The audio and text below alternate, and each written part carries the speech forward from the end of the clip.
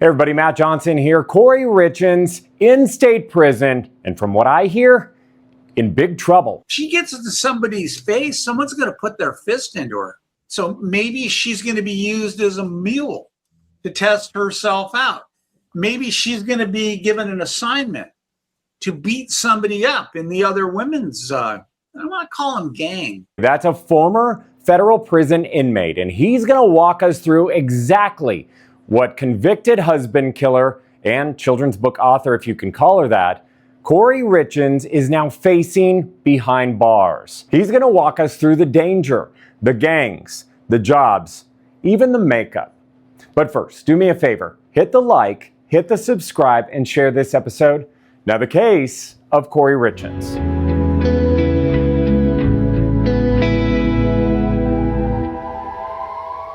Here to help break it all down, we have a very special guest. We have Larry Levine, former prison inmate. We'll ask him at the end of the program what he was in for. He's an author. You're going to see his books. Director and founder of Wall Street Prison Consultants and Pink Lady Consultants.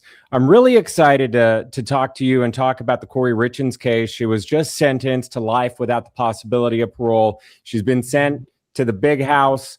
Here's her recent mugshot, not looking too happy there in comparison to all those faces, all those many faces of Kouri that we saw during the sentencing. So, Larry, what is life like for Kouri Richins behind bars? Well, I can tell you one thing, life as she know has changed. First thing that came to mind when I saw her picture, okay? She's not a bad looking woman. She really isn't. She's not. And I see a little smirk in there too in the background. I do. You see that smirk? I see it. I mean, she knows she's guilty. It's like, okay, take my picture. I think that she's going to be a target for like lesbian predators, to be honest with you, just because of her demeanor and the way she looks. I don't see her being the predator. I see her being more like the feminine kind of thing. But she's got notoriety, and a lot of these people that have notoriety, they think they're better than the other inmates. They do. And she's going to try to play that off, and she's going to meet people in there. Because remember, Utah only has one women's prison. It's outside Salt Lake. It's a complex. There's about 4,000 men and women there. So she's going to be mixing with other women that short timers that are in there. They're going to be getting out. They're not going to give a about her. They're really not.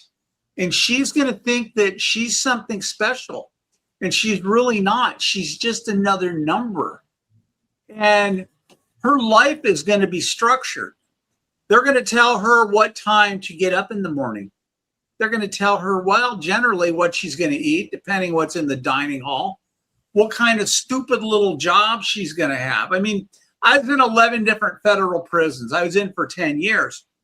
And maybe she'll be working in the laundry. Maybe she'll be cleaning toilets. That's always a popular job. She'll be working in the bathroom or something. Could be anything. She could be working in the dining hall, stealing food for the Hispanics. They're the ones that seem to handle the contraband food. But she's got really no existence. The prison always seems to push education. Take this program and take that program because they want to key you for release. That's the whole thing when you go to prison. You're preparing for when you get out. Well, Matt, she's not getting out. She's doing a sentence that we call forever. So doing forever, what does she really care? I used to tell people that if I had a life sentence, just do me a favor, just knock my butt out. But I don't see her doing that, really. She's still fighting her case. Her lawyer is going to give her false hope. But if you look at the Diddy case in comparison, that lawyer knew damn well Diddy wasn't getting out on bail. He knew it. But he didn't have any problems doing the motion and doing the paperwork. So he gave Diddy false hope in his head. And that's what she's going to have. I'm innocent. They're going to find this. They're going to find that. Nobody's going to care. Nobody's going to believe her. But there's people that have been in there substantially longer than her. They're not going to want to hear her whining and complaining. I'm innocent. I'm innocent. I didn't do this. I didn't do that. She gets into somebody's face, someone's going to put their fist into her. I mean it. I was guilty of sin. I was. I fully admitted it. The people that I met inside, we were all guilty. We didn't whine, we didn't cry, and we didn't complain. That's what I see her, being a crybaby, Matt. Do you think that she's really going to be in general population, or do you think that she's going to be, because she is going to be on murderous row, right? I mean, she's not facing the death penalty, Hold on. She's going to be in GP, general population. You're more or less talking not about murderous row, but death row. There's a difference. Death row, you're isolated. You might be locked up with 12 other inmates in a special part of the prison. But murderers, they're in general population all the time. And she may have whacked this guy or not. I don't know. I'm not here to judge her. Does she look like a violent offender to you? She does not. Doesn't look like one to me. So the prison, look at her. She looks so sad, doesn't she? She's got bags under her eyes. But the prison is going to do a psych eval on her. So she's going through the psych process right now. They're going to try to figure out, is she a threat to herself? Is she a threat to other inmates? Do we need to dope this woman up? Because they like to make you a zombie or something. So they're going to classify her. You know, it's not like California or even the feds where there's multiple women's prisons they could send her to. Utah has one women's prison outside Salt Lake City. So other than putting her in possibly segregation, because you were talking before about death row, other than putting her in segregation, where is she going to go? I suppose if she's a threat to herself or maybe others, they'll put her in the funny farm in the psych unit. But other than that, she's going to be milling around with all these other women. Some of them are going to look at her as a hero because she killed her husband, and they're going to relate and sympathize. And other ones are going to treat her what she is, you know, a piece of garbage. How dare you? Your kids don't even want to talk to you. She gave a lot of attitude in court during the sentencing, so I'm sure that she's going to give attitude to the other inmates. And how's that going to go? Absolutely. Because she thinks I'm innocent. I'm better than all these other people. She's one of those people, and I've seen them. She doesn't think she's a criminal. She will not. That's going to lead to problems because all these other women that are in there, I mean, some of them are going to claim they're innocent, but they're also, again, they're not going to want to hear her shit. Not really. She looks, I can't put my finger on it. What did the prosecutor look? She's like she's smirking and smiling. You see that little smirk on her face? It's there in the background. It is. Because she's probably listening to all the that's being said and it's running through her head. So what is her interaction going to be like with the guards? And, you know, is the whole like prison gang thing real in the female population as well? You know, what's going to happen to her there? I wouldn't really call it gangs. The females are different than the males, where the females kind of congregate into family units, where one of the other women's going to take her under their wing and they're going to sort of look out for her, teach her the prison politics game and such, and they're going to protect her, okay? That's within her own clique, if you will. They call it a car. You're going to run with a certain group of people in a car. Now, it's the only prison women's prison in Utah, unless they ship her butt somewhere else. Now, you can bet there's inmates there, Matt, that don't like each other. They despise each other. Male inmates, female inmates. So there's going to be some conflict. There are, because everybody, they're going to want to think they're the top dog. They are. And people are going to choose sides. Some people are going to gravitate towards this woman. Somebody, you know, they're going to be on the other side. There's going to be a drug trade in there. There's always a drug trade. And in that drug trade, it's the different groups that are doing it. So maybe she's going to be used as a mule. to test herself out. Maybe she's going to be given an assignment to beat somebody up in the other women's, I don't want to call them gang. In the other one, let's call them a group. They're not gangs, not there. She may be given an assignment to prove how trustworthy or reliable she is by, taking somebody out, not killing them, although maybe she's capable of that, isn't she? Yeah, and with drugs. She used drugs to murder her husband. Fentanyl. Okay. Well, there's going to be drugs in this place. 150%.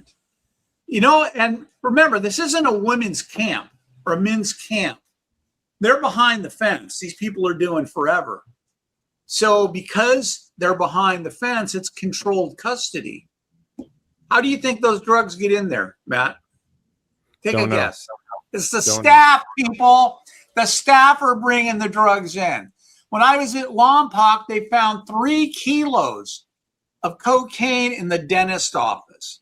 And they tried to say the inmates brought it in. Really? The inmates smuggled 3 kilos in up their butt? No, it's the staff. The staff will hit on her. Are they supposed to? No. She's a good-looking woman, though. She's already proved that she doesn't have a problem kind of stepping out or anything. So she may trade sex for drugs. Maybe. I see her again. I see her getting a girlfriend. I may even write her. I write Casey Anthony. Is that the one? No, not Casey Anthony. The one in Arizona. I forget her name. That killed her boyfriend. Jodi Arias. Jodi Arias. She acts very similar to her in court. Acts very similar. I've written Jodi Arias before, a few years ago, and I've corresponded with her. I haven't done that in a while. I see a big parallel there. What does the hierarchy look like for her? Do you see her, since she's a lifer, eventually running some sort of group? Unless she's going to splinter off. I mean, she is doing forever. But remember, there's other women that are in there that are also doing forever, that have been there forever. So is she going to get into a physical altercation with one of them and depose them when these other women have their own followers? I don't know, 10 years from now, 15 years from now. So she's got a long time to serve. When she finally leaves the prison, they'll write escape by death. She's going to be in there a long time. So could she move up the food chain? I suppose she could. She had a motivation. From what you're telling me, she wanted to run away with her boyfriend. So there was tension there already.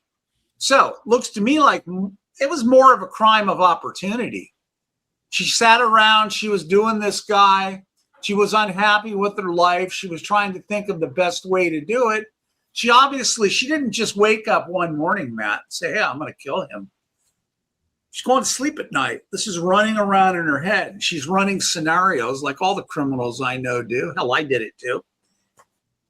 And that's what she came up with. Oh, wow, there's insurance money. Okay, well, then I need to get rid of him. So she planned on doing it. It was like premeditated, it appears to be. But does that mean she's capable of being a top dog? I don't see it. What do you think? I don't see it. I don't see it. She's also someone that's very delusional, but I just can't get past all of the inappropriate faces and the attitude that she was showing before the judge. He had the choice. He could have given her the opportunity for parole one day in her life or no parole, and he chose no parole. And before he did that, before he even made the decision, she was acting like this. So I think that she's going to act like that in prison. And I'm just really curious, like everybody else, like, is she going to get moved? Is she going to be in any programs? Is she going to be alone? Like, she has no one visiting her. Her kids want nothing to do with her. That's right now. As the kids get older and people's attitudes and beliefs and feelings change, my dead ex-wife wrote a letter to my judge and told him information about crimes they didn't even know about. When people are locked up, people's attitudes and feelings on the outside, they're all over the board. As these kids get older, what are they like, in their mid-teens or something? They're very young. They're in the preteens, early Okay. teens, younger. So let's fast forward. Let's go 10 years into the future. Dad is being a jerk. Well, maybe dad deserved it. These kids have the grandparents, the aunts and the uncles, whoever, that are feeding them all kinds of information, but in the back of their heads, shadows of doubts. Maybe she is innocent. I mean, who am I to say? The kids really don't know, but she's going to get, I'd have to check the policy, but I believe that she can get visitors in there because she's not on death row. She'll get groupies. You know what a groupie is? Yeah. I have groupies just because I'm always on all the different news channels. No joke. She will get groupies. People will start writing. Hell, I might write her just for giggles. People will start writing her. People will want to put money on her books. People will start taking her phone calls. People will feel sorry for her. Oh, look at her. She didn't do it.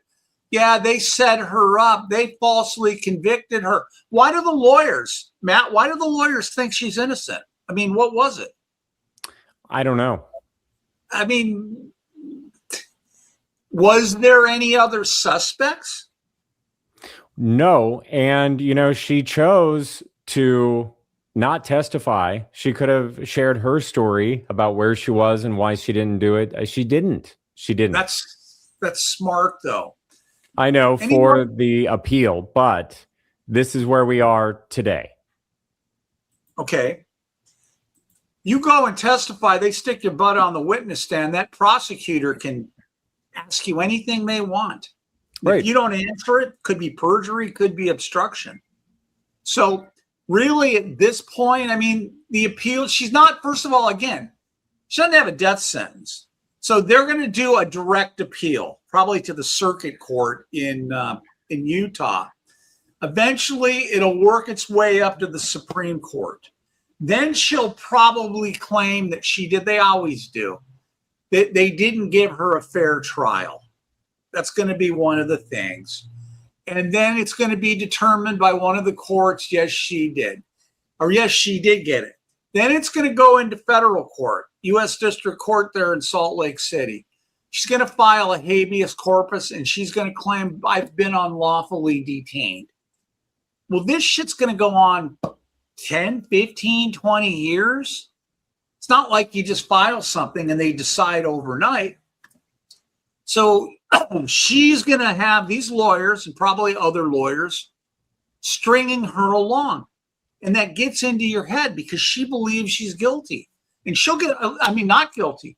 And she'll get followers behind her in prison. Oh, yeah, she got set up and all this. So I think a lot of her day, and I know I'm all over the board here. I drank a lot of coffee this morning. You're good. You're good. Emma, okay. She's got a long road ahead of her. She's got nothing to look forward to. She's going to take classes, Matt, that mean absolutely nothing.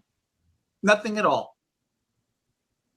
Well, she's also going to be thinking a lot. And when she's isolated after whatever happens with her attitude in there. But you know what? Another topic that people are fascinated with, and it's only with women in prison, because I experienced this a lot with Lori Vallow Daybell in covering her trials and her incarceration in jails and in prison. She would do certain things to curl her hair, use tampons, or she would use the toilet paper rolls. Oh, they're very... She would use ink pens to do mascara, things like that. So what else can you share of what you know of what women do in prison? Can I be graphic? I don't want to get you gig. Let's put it like this. I know of for a fact, because I have women clients. You know what Jolly Ranchers are? Yes. Like hard candy? Yes. They will melt the Jolly Ranchers down, and they will shape it in the shape of a, you know where I'm going with this. They will take Kool-Aid, and they'll give themselves, like, under their eyes, they'll color their eyes.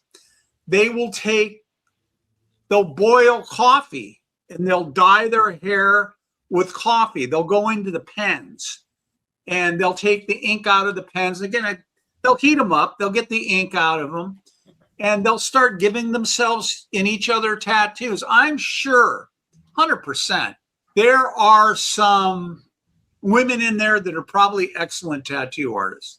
They've been in there forever. I don't see her getting something that says stupid across her forehead. Maybe she'll get some roses. If she does get one, I bet she gets one of her kids put on her arm or something, or maybe like over one of her breasts or something, because she wants to show that she still loves them and mommy just misses you. You know, isn't that sad? Could be, because she used her whole statement of elocution to write this weird letter that she read before the court, proclaiming her innocence. It was very strange. They want nothing to do with her at all. I love your perspective. Thank you so much. You coach a lot of people. Larry, you have 2 consulting firms. Here's one of them. Tell me about Prison Pink Lady, and then tell me about the other one. Pink Lady Prison Consultants came about. First of all, I'm the very first prison consultant in the United States. I started the entire industry. There's a handful of people doing it now. People come, people go. If you look down there on the left-hand side, well, I don't know, the right-hand side of your screen, that's Holly Coleman. She did time at Victorville for fraud. She runs Pink Lady with me, and we have, we have several clients every year. We pick and choose our clients, women that are going into custody. They need someone to hold their hand, walk them through what federal prison is like, and help them get into programs and qualify to get out early. That's essentially what it is. The family members need someone to hold their hands and do the identical thing. Everybody wants to go home. Everybody wants to get out early. All right, you've jumped over here to Wall Street. Once they are getting ready to hit prison, I get them pre-qualified so they can get into different programs so they can get out early. So you can't change your sentence. You get 10 years, that's 10 years. But early release, that's an entirely other matter. So when people come to me, they're already screwed. They are. And me and my organization and my team of consultants, we're essentially doing damage control. We help people who are going through the court process, get out and get them back to their families as quickly as possible. And that's our jobs. Well, Larry, I really appreciate you talking to me and taking the time. It's fascinating to hear what really happens behind those prison walls and behind closed doors. Thank you for your insight. Absolutely. Again, everyone, thank you for saying hi at CrimeCon Las Vegas. And if you weren't able to make it, that's okay. We will see you next year in Orlando. In the meantime, please take care of yourself. We'll see you next time.